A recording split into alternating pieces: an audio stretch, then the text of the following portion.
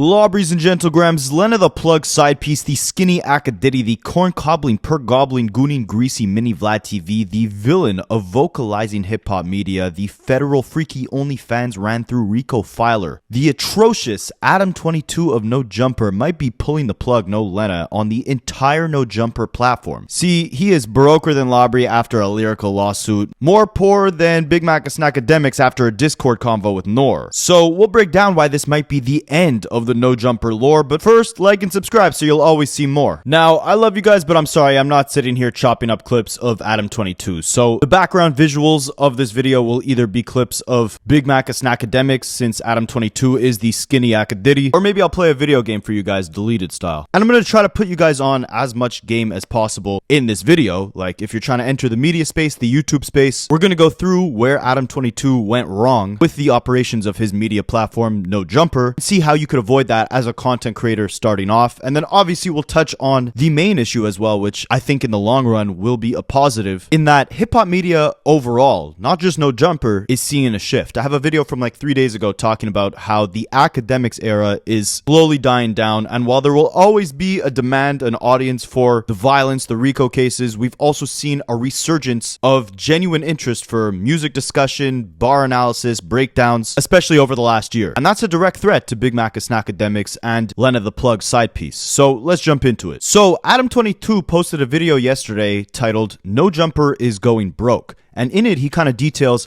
where things are going wrong right now. So he starts off saying, so there's something that I've been hiding from you guys. No Jumper is going broke. I know that might sound crazy. Between both of our YouTube channels last month, we got over 25 million views. We're doing well on Facebook and Snapchat.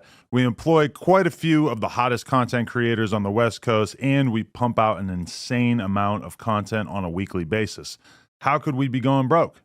Well, let's start here. And on a side note, like 25 million views across all platforms on YouTube, that is a crazy number. To put into perspective, my best month ever was under 2 million views in 1 month. Now, I'm not sure if he's talking about, long form videos like the one you're watching here, or if those 25 million views make up, views on shorts or TikToks as well. Because the shorts don't pay out a lot of money. But if he's getting 25 million views on just his long form content every single month, then that would mean his No Jumper YouTube channels were bringing in anywhere from like $75,000 to $175,000 every single month. And that's important to note. Like, if you're trying to start off a business on YouTube, you want to keep your overhead, your cost of operations as low as possible. You don't want to hire a million video editors. You don't want to hire, a bunch of different co-hosts. Like, for example, I do everything myself. The thumbnails, the video edits, the research, all of it. It's all me. But a platform like No Jumper, which we'll get into shortly, at one point, Adam was the star, right? It was Adam's personality that people gravitated towards. They had the biker shop, I believe,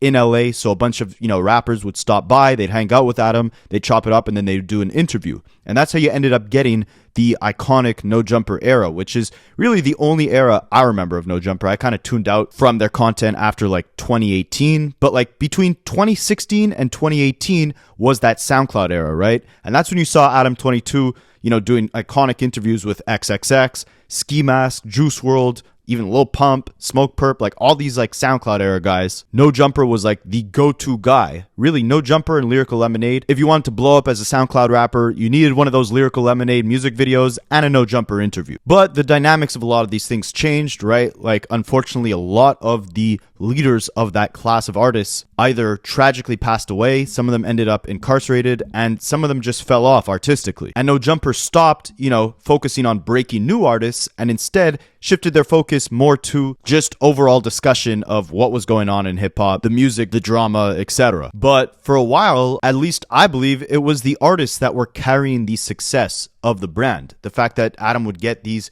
SoundCloud rappers on the cusp of superstardom on his platform, that's what really made it, engaging. It wasn't necessarily Adam's personality. So in order to shift from, more interview style platform to a platform that hosted different podcasts, different discussions, whatever, it couldn't just be Adam carrying it with his personality alone. So he hired a bunch of people. But when you do that, you start running into some problems, right? Obviously, it's expensive to maintain, if you're putting all these people on salaries. And when you're a platform like No Jumper that thrives off controversy, off drama, off salaciousness, you're opening yourself up to a bunch of liabilities that could cost your company a pretty penny. So we'll jump into those as Adam continues explaining here. We expanded too much during COVID at just about the exact moment that our revenue streams all took a hit. We hired a whole bunch of editors and other employees, and we bought a huge office building that cost us almost $4 million, thinking that the growth that we were experiencing during the pandemic was going to continue. And unfortunately, that did not happen. Now, this was very common for not just content creators during COVID, but really everyone, right? Like in Canada, I know that the government was paying out unemployment checks to basically every citizen in Canada. Like, it was very easy to collect, a stimulus check from the government during that peak COVID era. Obviously, you had to have a legitimate reason. We're not talking about, doing any sort of government fraud over here. But, businesses were getting the stimmy. Like, the government was pumping out money into the economy to make sure we avoided a recession. And at the same time, everyone's locked in the house on their phones. So content is being consumed more than ever. Money and loans are more accessible than ever. And obviously No Jumper was capitalizing off that, pumping out as much content as possible. Again, I wasn't really keeping up with them in this era, but I do remember at this time, they did have a full-fledged crew of, different hosts of the show. It wasn't just Adam 22 at this point. So, the more employees, the more podcasts get pumped out, the more COVID lockdowns, the more people are stuck in their house watching this content. Adam 22's head got a little inflated, and he decided to buy a $4 million office space, which in my opinion is absolutely insane. Even if the operation is bringing in $4 million a month, if you're buying a big unit like that, a big piece of real estate, just to host your own content, like you're not renting out any of the other units in this $4 million building, then that building is just sucking money off your company's balance sheet. Money that could be spent on hiring, better content creators, paying more entertaining guests, diversifying or expanding, the discussions and the type of content that you're hosting on your platform. Because again, at this time, at least from what I remember with the very limited paying attention to that I did of No Jumper, so I could be wrong, correct me in the comments, but I believe at the time, Adam had kind of pigeonholed himself into making either content with corn stars or keeping the conversation very focused on, the gang culture stuff, the antics, like the street violence, all that BS. He could have rented out a studio to produce the content for significantly less money and use the savings to hire, content creators who specialize more in music discussion, song breakdowns, knowledge on what goes on, behind the scenes within the music industry. Someone who's more tapped into the underground scene and can help put, new artists on. Because I think that's what made No Jumper stand out at first, was that if they weren't breaking new artists, they were at least the go-to spot for artists on the cusp of superstardom to go do interviews at. And it seems like they just kind of dropped that whole lane in replacement of, the gang culture stuff, the corn stuff, etc. And that stuff has an expiration date, right? Because if you're not pioneering new artists, new discussions, something unique, people are just going to get sick of hearing the same type of BS repeated over and over again. And there's better places to get it, right? Like, No Jumper was never the leading voice in music, corn, or street-related discussion. They were the leading voice at one point, though, in the underground hip-hop scene, the SoundCloud era. So we'll see what went wrong with that. Our YouTube numbers, which had doubled or even tripled, gradually returned to normal.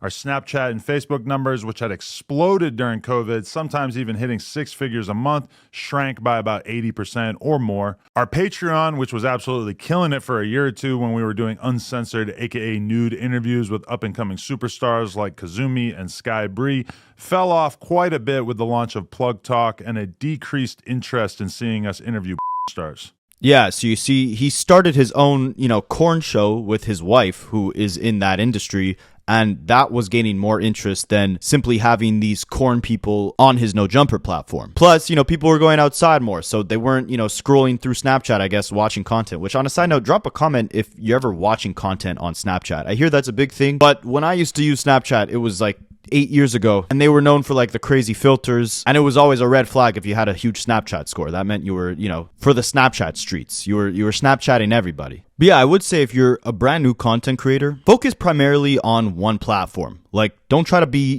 huge on Instagram and on TikTok and on YouTube and on Snapchat, since apparently that's a thing. The most important thing is really building community, right? building a group of people who, share the same interest as you, whatever you're talking about in your videos. They're aligned with, your values, or they see things kind of the same way as you do. So you gain a more, intimate connection with the content creator. And I feel like that's one thing, No Jumper never really did, as well as their competitors, right? Whoever you're thinking of, Akademiks, Joe Budden, even Vlad, like Akademiks, say what you want about him, but, it takes a lot to get on stream every single night for hours on end and entertain an audience, right? And you build a stronger connection with your audience by doing that.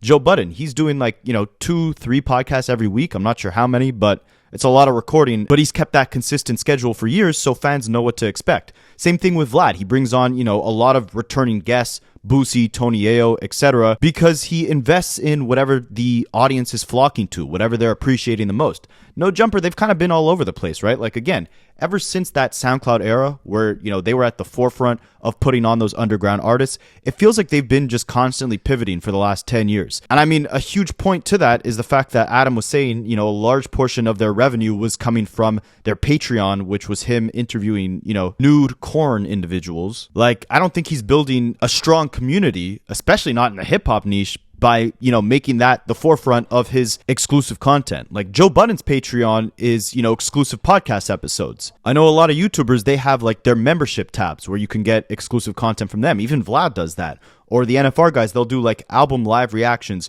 on their Patreon, right? And that builds you a closer connection to your favorite creator. I say all that to say, if you want to become a content creator, that's what you need to be doing, right? Is making it feel like kind of one big family on your page. Whereas it seemed like Adam was more focused on, whatever would bring in the most amount of cash, right? Because there's going to be a lot of goofy gooners on the internet that will pay for his exclusive Patreon content just to, watch these corn people speak. But just like when he was interviewing, all these SoundCloud rappers early on, I don't think he was ever really valued by the audience. He was kind of just a middleman for whatever talent he was bringing on, right? And as a result of that, No Jumper would kind of experiment with all different sorts of content, and whatever the most salacious, outrageous content was would stick around because that's what would get the most views. So No Jumper went from an underground hip-hop platform to still, for some reason, being considered a hip-hop platform, but selling exclusive corn content and having all these one-off, podcasts or shows or live streams with a bunch of random guests or co-hosts who would talk about a bunch of BS. They weren't really leading the charge in any lane, like I said before. And I think that's why, going back to Adam's point, is that they lost a huge part or portion of their viewership. People just started tuning out because, again, they were trying, a bunch of different types of content, a bunch of different types of niches, but they weren't really excelling at any of them or leading, any innovative type of conversation or really building a strong connection with their audience. Again, they were trying to be everywhere at once, and they didn't make the smartest expansions, or I guess make the smartest decisions with who they hired, because that all backfired, apparently, for Adam and No Jumper and greatly negatively impacted their business. In addition to that, you might recall that the channel took quite a hit when approximately 8 of our hosts left the platform in March of 2023.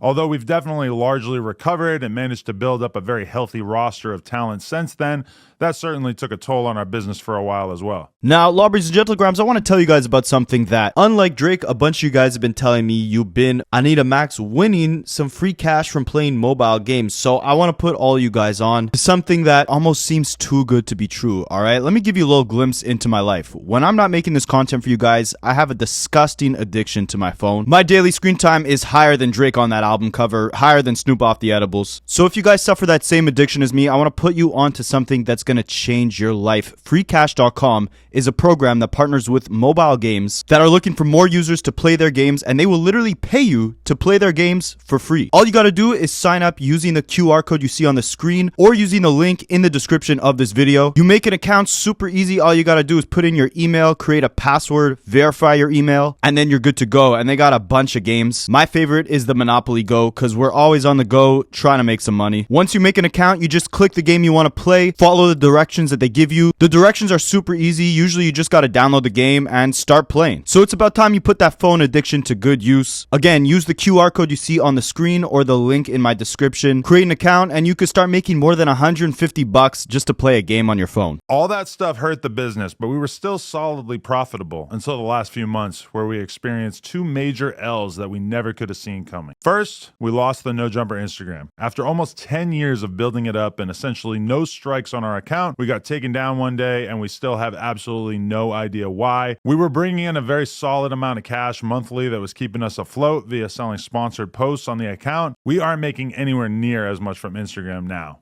Now, this one's interesting, right? There's an employee at No Jumper, or a host, whatever you'd want to call him, by the name of Poetikk Flakko, and he, reacted to this video basically saying that No Jumper account was making about $1,500 per Instagram post, and they would do about 4 of them a day. That's an extra $6,000 for the business on a daily basis. Times that by 365 days in the year, and you're looking at about $2.2 million that was completely wiped out because they no longer have access to that Instagram account, so they can't keep running these promotions. So, also just a little bit of advice, I guess, if you're, really interested in hip-hop and you want to become a content creator, I think the easiest way to get your foot in the door is by either posting the news or reacting to the news. Like, for example, right now, I'm reacting to the news, right? And once you get comfortable every day with, speaking into a microphone, reacting to the news, you'll not only build, a group of people to tune in to hear you speak, but you'll also gain the skills and the ability to start researching bigger topics, start doing, more thought-provoking or bigger videos, right? Like I'm trying to expand more into like hip-hop documentaries, telling stories that haven't really been documented that much on YouTube, but you got to start somewhere. And the good thing with a business model like they were running on Instagram, where they were just posting the news every day, is that people kind of look to them the way like an old person might look at CNN when they want to, follow what crazy stuff the orange man is doing on a daily basis. Like if someone in the back of their head looks at No Jumper as like the source of hip hop news, they'll always tune into No Jumper's Instagram account to see the news, and then they'll tune into the YouTube page to hear, No Jumper co-hosts actually reacting to the news. And the perk of that, at least for No Jumper, because they racked up like 4 million followers on Instagram and started getting a lot of viewers, a lot of traction on their page, they were able to charge $1,500 for sponsors or, people who wanted to promote their music. And that way they were bringing in $6,000 on a minimum a day, according to one of their employees. So that got wiped out, which obviously left a massive hit on their business model. But what's worse than losing a stream of revenue is having to add a stream of lawyer fees to an already sinking, unprofitable business, which is unfortunately what happened for No Jumper. We have been hit with a bullshit lawsuit from a former employee. Now, essentially everything in this lawsuit is completely fictional, and every lawyer that I've spoken to about it has described this as basically an extortion attempt, but it still cost us a ton of money already, and it's expected to cost us many hundreds of thousands of dollars to see this through to completion. It's insane to me that a person that we did so much for can just invent some grievances out of thin air and cost us this much money as a result, but somehow that's our reality. And it wasn't just this guy, right? No Jumper has been a hostile work environment for many years now, with the channel becoming more like the Zeus Network, where everyone's just kind of fighting each other, Krishan Rock reality TV style, versus being like an actual hip-hop content house. What started off as, an underground, independently ran, project between Adam and a bunch of his friends in this biker shop, interviewing, their rapper friends and a bunch of underground rap artists, and doing these, vlogs or music videos for these underground artists like Lil Peep and XXX, then turned into this drama-fueled view and virality chasing stream of content where not only were they expanding into too many different styles of content, but each new content creator that came on the platform brought more and more problems, right? Adam started with this dude who goes by House Phone, I believe. They ended up having a falling out because Adam interviewed a transgendered individual live on the No Jumper podcast and exposed the fact that House Phone had been with this person. House Phone had asked Adam to remove that part of the interview. Apparently, it was the editor's mistake. It was left in. Now, mind you, this is someone who Adam had known for, I believe, over a decade at that point, right? So they had a falling out, and it kind of showed that Adam's loyalty was with no one but himself. Would you expect anything more from a man who lets his wife sleep with other men? Ever since then, a bunch of different content creators, the more successful ones on No Jumper, had all left. There's apparently this No Jumper Reddit where Adam, I believe, was a moderator of, and he would remove any content that made him or his wife look badly, but kept up any posts where users would crap on, his co-hosts or their significant others. He had the OF creator Selena Powell, I believe, start her own show on the No Jumper channel, which was a disaster. There'd be, massive fights that would break out every other episode of every other show. Not the Selena Powell show, like just the No Jumper podcast in general. But yeah, it was a train wreck. It was a disaster. It was a liability. Every person that stepped foot in that building was a liability. They were not contributing nearly as good a content as No Jumper was making in its heyday. And Adam himself was treating his employees like crap and making a hostile, terrible work environment, which led to very mediocre content. And this has led to a constant cycle of, hiring new content creators and then firing them, building something up and then destroying it, which is no different from what Adam plans on doing right now. So as a result of all these circumstances, we are making some changes. Over the last few months, we laid off multiple employees in an attempt to reduce our expenses as much as possible.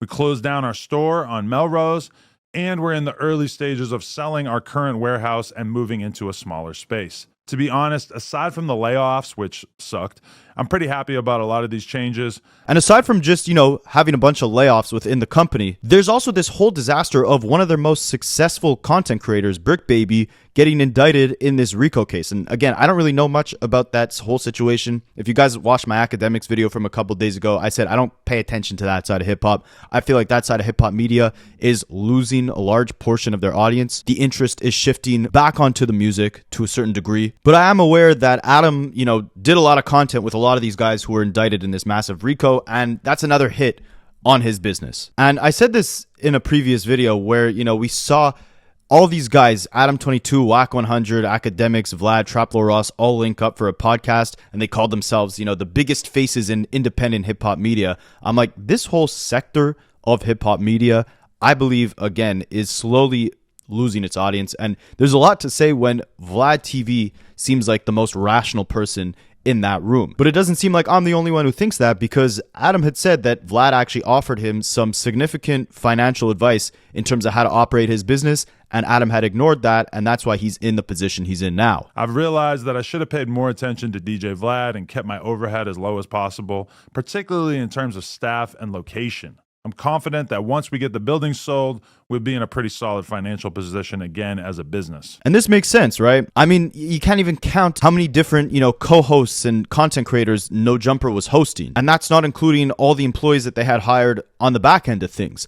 Plus that $4 million building and the store on Melrose, which I'm assuming they're renting that space, which can't be cheap. That's a lot of useless expenses for a very directionless business, right? Because again, they had no real niche. A niche is like a certain segment or audience or group or topic that you're focusing on. Ever since, that XXX, Juice WRLD, Underground, SoundCloud era that they were very dominant in, No Jumper has kind of been pivoting from niche to niche. They never really had one area that, they specifically dominated in. And that's why they had, so many of these content creators. That's why they were selling, exclusive corn interviews. Like, that might pay the bills today. That might go viral today. But that's not how you build a long-lasting community for the long term. I know I have a way with words, long lasting for the long term, but that's one of his biggest problems, right? Unlike Joe Budden, who, with as many new hosts that he added onto his podcast, he still always remained the face of the brand, the face of the show.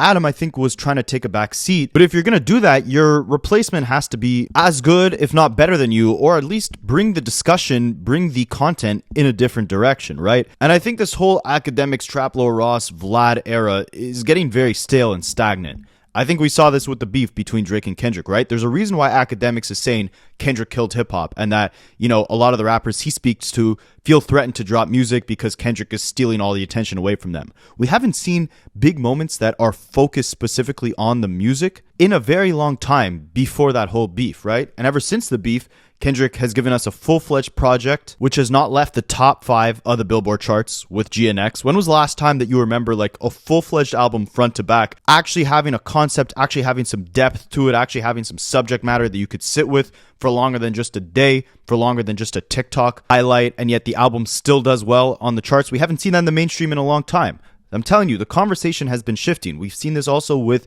Tyler, the Creator's rollout, or Dochi's rise, or even the emergence of new streamers like Playboi Max, who I don't really keep up with him, but he's got artists on his streams, on his live streams, making beats live, making music live, recording raps live. I think the guy had like Will Smith on his stream the other night. Like, there's a whole new era of content creation that's centering specifically on the music. And this is a massive boat that No Jumper missed out on a long time ago when they pivoted from the underground hip-hop scene to the corn and gang violence scene. And at this point, like, they're hanging on by the ropes because unlike a Vlad TV who, doesn't have a lot of overhead, doesn't have a $4 million building to, pay the mortgage on, he can use that money instead to pay guests who are a lot more entertaining than Vlad himself to actually carry the content on their backs, right? A Tony Ayo, a Boosie. Or look at all these Twitch streamers, right? They follow a similar concept where they likely pay guests to hop on their streams, or they just have these industry connections. They get a bunch of guests on their streams. Look at Kai Cenat doing these, 30-day live streams where he's nonstop streaming, investing a bunch of money into making sure that the content is actually entertaining, right? Or, if you want to go the route of, making your whole brand focused on talking about, gang violence and all this BS, at least go the Akademiks or the Trap Lord Ross route where you're not relying on other people to carry that conversation, right? Akademiks will go through all these legal filings live on stream. Trap Lord Ross will do these 5-hour documentaries. And I'm not saying this stuff is positive at all for the culture. I think this is a horrible aspect, and I'm hoping and I think that a shift is happening where attention is being, taken away from that sector of media. But I'm just saying, at least for Adam 22, he was relying on other people to carry that conversation. It was never him at the forefront. So again, advice to people who are just starting off as content creators. This will only work for you if you talk about things that you're passionate about, because the things that you're passionate about are the things that you're knowledgeable on, right? Like, I acknowledge I'm most definitely a tourist to this culture, but I grew up listening to a lot of these rappers. I grew up, studying their career trajectories. So I can talk about the music even if I don't identify or share the same, childhood experiences as most rappers I listen to.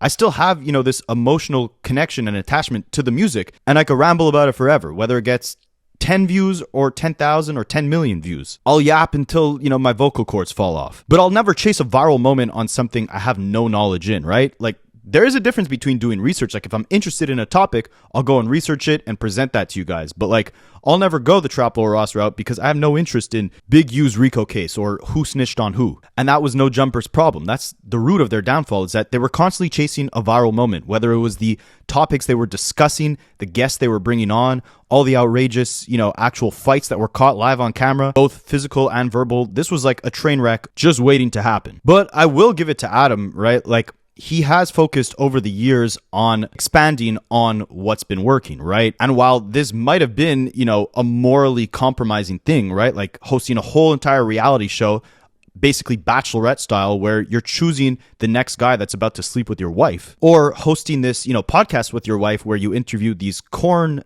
people and, then you sleep with them afterwards. While I don't think that makes you, a good hip hop journalist, it's content to some degree. There's someone that will tune into that. So he still has, those businesses running. And I think it's so funny because J. Cole dissed Lil Pump years and years ago, or not really dissed him, but gave him a stern talking to where he warned him saying, in 10 years, when your stuff flops, when your music flops, you're going to end up on Love and Hip Hop. And it's kind of like the equivalent to Adam 22 right now. Like he epitomized what Lil Pump stood for on the music side, on the media side. He was the Lil Pump of hip hop media, fueled with degeneracy, antics, viral moments, etc. And when that stuff dies down, when it gets old, you're forced to go the route of making this reality TV style salacious BS content, right? Oh, and I also just want to note that I am talking about No Jumper as a business. I've got another business in the form of Plug Talk, and I've got a pretty decent investment portfolio on a personal level. I'm not $2 million in debt, and I never had to file for bankruptcy like T-Rel. But I honestly spend pretty much all of my time trying to create as much content as possible with No Jumper, and I can't really justify doing so unless the fundamentals of the business make sense. So Adam has now resorted to basically asking the fans of No Jumper to help keep the platform alive by being as generous as they possibly could with their attention, basically how much content they choose to watch, or actually donating or giving money to the channel for exclusive perks. It was a big decision to share this stuff with you guys, but at a certain point I realized that I've been honest with the world about just about everything in my life over the years, and it felt wrong to keep all this stuff that we've been dealing with in secret. So I know what you're thinking. What can you do to help? Well, I do have some ideas, which I'll sort into 3 categories here: free, cheap, and generous. And as a content creator, like if you guys are starting off, again, I said I'd, try to give some advice to content creators starting off within this video. So if you are a content creator starting off, there's a lot of ways that you could expand beyond just, simply making videos, right? Again, I think the purpose when you're creating content is to try and build a community of like-minded individuals. Express your passion within the videos and, try to build almost like a family of people who share those same passions, those same interests, right? And from there, you can create merch. You can create, exclusive members-only live streams. I've seen some YouTubers get so creative to the point where, you can actually pay to join them on one of their videos. I don't personally do that. Some people, wouldn't call that creative. They'd call it, a cash grab. But I do think when you're devoting your life to content, I mean, it basically is your job, right? Like it's your way of surviving. So if you've gotten to the point where you give your audience so much, your audience might want to reciprocate that by, thanking you in the form of watching more of your videos or even signing up to your Patreon or for your exclusive content. I might start doing something somewhat similar soon, maybe like a, exclusive membership for like $2 to $5 a month where, we can host these private live streams. We can go through, all these topics in, I guess, more of like an intimate setting where it's just like, let's say 20 of us all just kind of talking about hip hop, talking about what's going on. If you want something like that, drop a comment. As of right now, I haven't done any live streams on this channel. So yeah, again, if you want some live streams, some Rapaholics live streams, drop a comment. And Adam kind of goes on to echo what DJ Akademiks was saying about, Kendrick killing hip hop because he took away all the attention from everyone else. Because he says, hip hop is not in the best space or in the space that it once was, many years back. I've been kind of thinking about telling you guys about all this stuff for a while. I'm not begging for sympathy or anything like that. I'm just being realistic about owning a media business in this day and age. Everybody knows rap is maybe not in the best place that it could possibly be. Podcasts, definitely not at the place that they were in 2021 or 2022. The economy in general, really kind of experiencing some troubles. And really, as we've put this building on the market, we've kind of realized that as well. But honestly, I fundamentally disagree with this. I think it's that there's less of a demand for the type of content that all of these guys produce. You could see the most viewed video on No Jumper's page is the XXX interview from almost 10 years ago. Akademiks' most viewed videos, or his biggest moments, were when he was shouted out during the Kendrick and Drake beef, when he was commenting on that. There's a focus again on the music. I think I'm like a perfect example of that. I mean, I'm nowhere near as big as these guys, right? But my content only started getting to a larger audience when I started talking about the Kendrick and Drake beef, when I started breaking down the music behind it. I think these guys have pigeonholed themselves into, fostering or building a community, an audience of people who are only really tuning in for the BS, right? You could see that by the fact that Adam posted this video a day ago, No Jumper is Going Broke, where he explains this whole situation. That video has about 115,000 views right now, but he posted a video after that titled 4 Extra Crashes Out on His First Day Out of Jail, and that already has 167,000 views. So more views than the video where Adam talks about the actual channel that this video is hosted on failing and going broke and possibly ending. That shows you that he's built this community of people who are tuning in more for the BS than for the actual creators themselves on this channel. And the music is definitely, the lowest on the priority list of topics of conversation to have on this platform. Like, when was the last time No Jumper had an exciting interview or moment or discussion piece that was actually centered around music on their page? Like, how could you say rap is in a bad position when the first solo hip-hop headliner performed at the Super Bowl, and that was the most viewed halftime show in history? And I mean, the entire top 10 of the charts right now is filled with hip-hop music. It saw a resurgence in sales this year and last year. You have Playboi Carti, Doechii, Kendrick, Tyler the Creator, all at the top of the charts right now. Even Labri is going up with his Nokia song. Hip-hop, the music itself, is in a much better place than it was, in 2023, 2022, and hopefully it continues going in that direction. And you could see it from the type of content creators that are dominating that type of conversation on YouTube as well. You have tons of creators that are strictly focusing on the music, and they're creating great discourse within the space. Discourse that No Jumper has failed to accomplish in the last 10 years. The Company Man, Curtis King, Big Kish, Fantano, Professor Sky, Deleted. A lot of them, and including myself, saw a massive resurgence in views from talking about the battle, from talking about the music behind the battle, and all the moments and all the album releases that came after it. No Jumper, I can't remember any of their content creators having, any sort of attachment to this beef, aside from, maybe Whack 100. But then they all get together to do this, big podcast, the biggest independent media hip hop personalities in the world right now. And for 4 hours straight, they're talking about this big U RICO case and all the snitching and all the warrants and all this BS. And then you say that hip hop is in this weird place or hip hop is, dying out.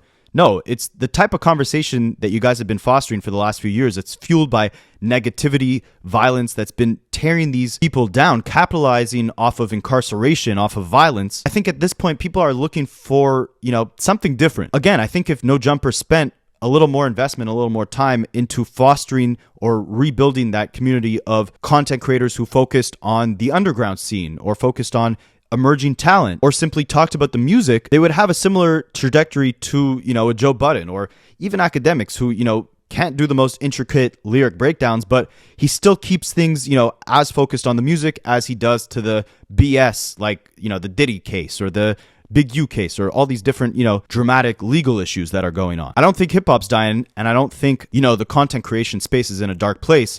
I think it's shifting. The audience is looking for something a little more engaging, mentally stimulating. And if you want to earn their attention, earn their viewership, you got to invest more into, at the very least, thought-provoking discussion. And that would be my advice if you're trying to get into content creation, right? Again, focus on what you're passionate about. If you've been following hip-hop for, the last 5 years, the last 10 years, 20 years, whatever the case may be, talk about that. Focus on what you're actually interested in. Don't chase a viral moment because virality changes every day. Yesterday's news is not today's news. And if you're just trying to chase the news, you're never going to build up a community that actually cares about you or what you have to say or what your thoughts are. And let me clarify. There's a big difference between, covering the news, covering things that you have an actual interest in or have a perspective on, but that are still, the popular topics of conversation today. There's a big difference between that and just chasing any sort of moment that's going to get you some headlines or some clicks. If you want to build a community of people who will actually value your input and your content,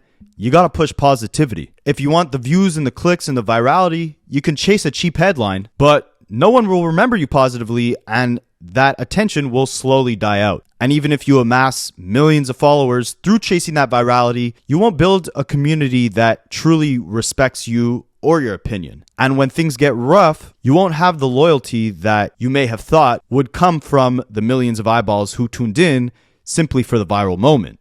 But let me know what you guys think, and I will catch you in the next one.